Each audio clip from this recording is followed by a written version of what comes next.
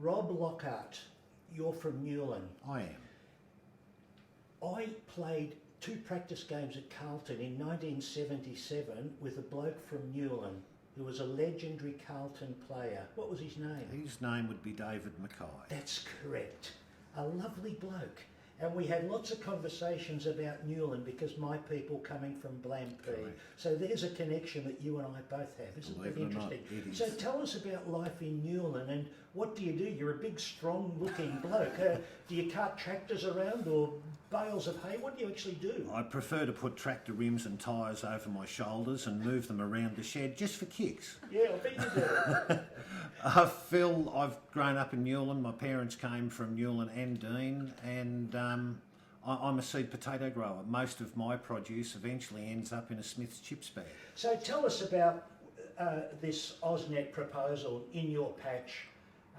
What's it doing to you? Righto. Where my real objection is not so much with the energy which is generated by renewables, but the means of transmission.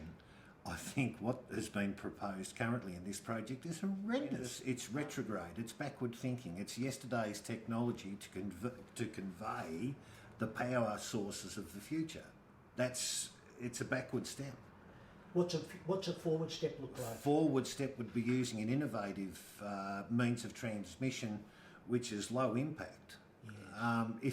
If you're generating power by green sources, why not transmit it without ruining the existing industries within an area? What will it do to your farm, your place, both as an industry and visually? As an industry, I think if 1 or 2 of my respective blocks are affected by this line, as in having towers affixed on them, I would say my irrigating days are finished. I truly believe, and this will apply to big farmers or smaller ones like me, your efficient irrigation layout is your only way of remaining in business. You must be efficient. If you can't irrigate efficiently, you're out, because the costs will kill you. We will have to go to a substantial expense to redesign our irrigation outlay if a firm like AusNet comes through and says we're going to start plonking towers. My favourite view of our area here, aside from the rather massive volcanic hills that we have, is when you come home from somewhere, and I used to drive trucks a fair bit, when you come over the top of Clark's Hill near the church and look to the north, and you can go 1, 2, 3, 4, 5, 6, 7 hills, and you feel like you're home. It will not look like home if this project goes through. It won't.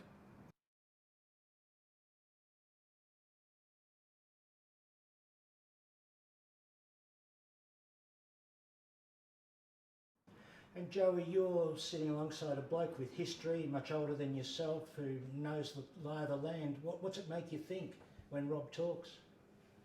Just how devastating it will be for the older generations that have worked so hard for what they've got at the moment, just to be put to waste. So the young and the old working together. Rob, are you excited about what Joey's been doing? I am actually, because I actually told her this once. To some degree, she changed my focus on this issue. When I attended the first 2 consultative meetings on this project, I felt extremely defeated. I thought, we've got Buckleys on this. You've got a corporate multinational who will run roughshod over the top of us. We have no chance. And Joey sort of took a bit of a stand, and when I came home from Trentham once at the Arvo and they're scratching piss off AusNet into the side of the hill, I didn't pull up. I continued on the way home, and I thought, yeah, we can, we could, we should. So I got a little bit of vote of thanks on that one, And I think you've ended on a great note. A young woman convincing the older blokes, you don't look that old, but the older men of the territory about what progress looks like. Correct. Best wishes to both of you. Good on you, Phil. Thanks. Yes. I told you he wasn't bad.